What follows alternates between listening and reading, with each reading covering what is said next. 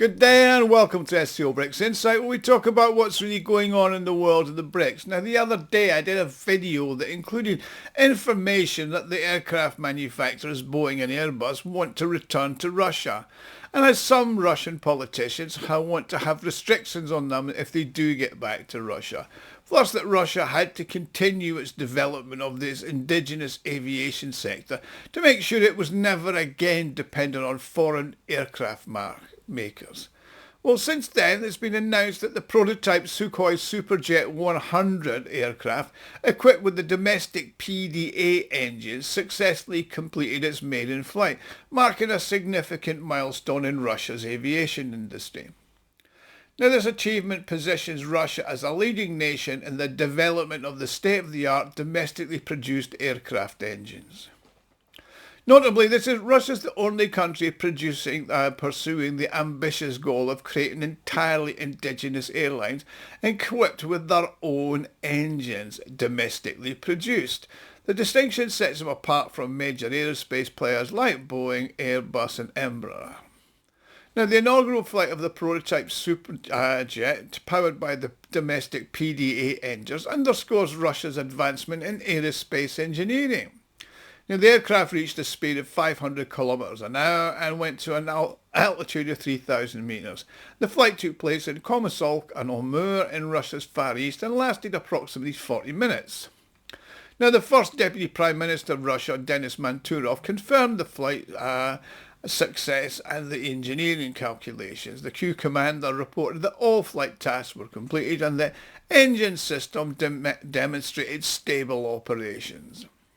Now, this significant milestone is a crucial step towards the certification of the new Superjet in conjunction with the domestic engine.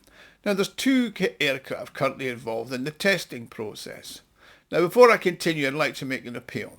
If you like and enjoy my videos, you can help me fund the channel and my website, SCO to further development. You can do this by making a small donation, which can be done by clicking on the thanks button at the bottom of the video screen. Everybody who does donate gets a personal thank you from me. There are two aircraft currently involved in the testing process. The first aircraft is equipped with a Russian French-made SAM-146 engine, which is now domestically produced, and its systems are being tested on board.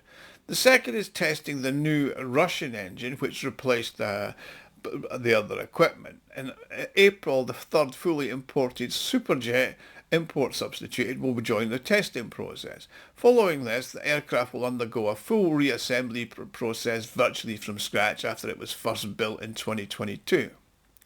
By the end of March, UEC plans to transfer two more experimental PD-8 engines for flight testing, and obtaining type certification for the PD engine is planned for the autumn of 2025, according to their head Alexander Grachev. Now, Vadim Bandeha has stated the flight tests of the PD-8 engines will commence on a 2008 constructed aircraft with imported systems. Now, this approach is intended to increase the level of novelty in testing components as the engine, thereby facilitating the development of technical solutions for the potential remotorization of the current Superjet fleet. So there's two processes underway in parallel: the creation of a new aircraft, a completely new domestic Superjet, and a new Russian engine, the PD-8. Each project has its own testing program. But Hedgard explains this as a risky at the initial stage, to simultaneously test both a new aircraft and a new engine. He says it's better to test an engine on a proven aircraft and a new aircraft on a proven engine. Subsequent to this, the two projects will be amalgamated and all tests will be then done jointly in unison, according to the aviation portal avia.ru and Roman Gusarov. So to me it makes sense: test the new engine on an old airframe and the new airframe with an old well-tested engine. Now, Roman estimates that hundreds more test flights will be conducted before certification is allowed and the initiation of the production of the full domestic aircraft with their own engines and airframe. This process is probably going to take another 2 years. Now, the significance of this is hard to overestimate, Russia's previously created the first fifth-generation engine from scratch, the PD-14, and developed the PD-8 engine on its basis, achieving in the shortest possible time frame. I mean, its creation took not 10 to 12 years, as is previously before, but 6 years, according to the head of Rostec, Vladimir Arkhanov. Now, these technologies developed for the fifth-generation PD-14 engine for the MS-21 and the transition to a new generation represent the most significant challenges and form the basis of the PD-8 engine. I mean, the PD-8 is not merely a replica of the PD-14, it's a entirely new design. However, the manufacturing techniques employed, such as those for the blades, the combustion chamber and the control system, were actually drawn from the PD-14, facilitating the expedited development of the PD-8. That said, Russia's ambition to become a major aviation power and independent aircraft manufacturer of the US and here will be hindered if it doesn't develop its own engines. I mean, in the entire aircraft industry, the engine is the most vulnerable part in terms of sanctions pressure. Any aircraft components can more or less be manufactured over time and imports can be substituted. However, the absence of an aircraft engine renders the aircraft itself pretty obsolete. Do bear in mind, the engine is, as one would expect, the most vital component of an aircraft. I mean, it's responsible for generating the power and thrust necessary to elevate the aircraft and maintain its flight. The efficiency of the engine also has a significant impact on the aircraft's fuel efficiency and an airline's profitability, particularly on long-haul routes. I mean, it's essential that fifth-generation engines, including the PD-8, the PD-14 and the PD-35, which is currently undeveloped, are all initially designed with the same family development philosophy, because this approach will enable developers to swiftly create engines with a slightly reduced or slightly increased power. I mean, for instance, the PD-8 can be adapted to produce PD-6 or PD-10 engines, while the PD-14 can be modified for PD-12s or PD-16s. Russia has the opportunity, thanks to these three basic engines, to cover the entire range of turbofan engines for its civil aviation, from the smallest to the largest aircraft.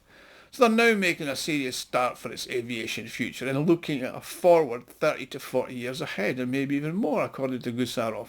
There's 150 Superjet 100s operating on the Russian market, having been produced prior to 2022. And the airlines are eagerly awaiting the new aircraft. The aircraft's proven to be very popular. The aircraft's appeal during the pandemic, when it became evident that operating a large aircraft with half-empty cabins is financially unviable. However, the Superjet's operational efficiency, even with only 70 passengers, half its load, has proved to be financially sustainable. I mean, this aircraft is particularly well suited for routes with low passenger traffic, such as those during the winter season to the north and the Far East. Consequently, Superjets have become a prominent choice among Russian airlines. However, these aircraft are subject to rapid resource exhaustion, particularly in terms of their engine.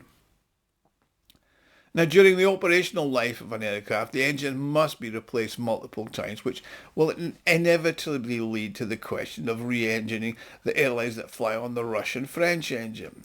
The ongoing test of the domestic engine airliners released in 2018 will provide valuable insights in this regard. However, it will be not feasible to replace all the engines on the 150 currently flying Superjets, which were produced over a 10-year period all at once. I mean, that's going to require producing 300 engines, and that just isn't feasible. At the same time, UEC will need to assemble engines for the new Superjets. According to Rosavia, 142 aircraft are expected to be delivered to Russian airlines by 2030, and that requires the production of 284 PD-8 engines. Now, the Superjets equipped with SAM-146 engines will remain in service until their airworthiness expires, and there's no plans for them to be specially re-engined. They'll continue to be used for transportation and cargo, says Dmitry Baranov, who's an analyst at Finam. Despite the evolving geopolitical landscape and the warming relations with the United States, the possible of a peace agreement on the Ukraine and the lifting of Western sanctions, Russia's commitment to complete independence in aircraft manufacturing remains unwavering. As Baranov emphasises, we're not going to deviate from this course. We've experienced firsthand the potential consequences of being reliant on others, particularly for our aviation. And Russia's a vast nation that relies on aviation for part of its economic and physical well-being. So it's crucial to maintain a healthy balance of working with Western companies and politicians, but not being reliant on them. Russia cannot thrive otherwise. I mean, there's no long-term trust in the US or the EU, and we don't know what the situation will be after Trump's presidency. So Russia is set to become the only country in the world creating fully import substituting aircraft independently, and within a year the MS-21 with the PD-14 will be introduced, followed by the Superjet with the PD-8 in 2 years. In contrast, America, Europe and even China have opted for a different approach, relying on international cooperation with the US, France and UK all being involved in making parts for both Boeing and Airbus. Thank you for watching. Please like, share and subscribe. Do hit the alert button if you want to know when I post a new video, and if you want to help me out, click on the thanks button at the bottom of the screen and make a donation. Thanks for watching. See you all again soon.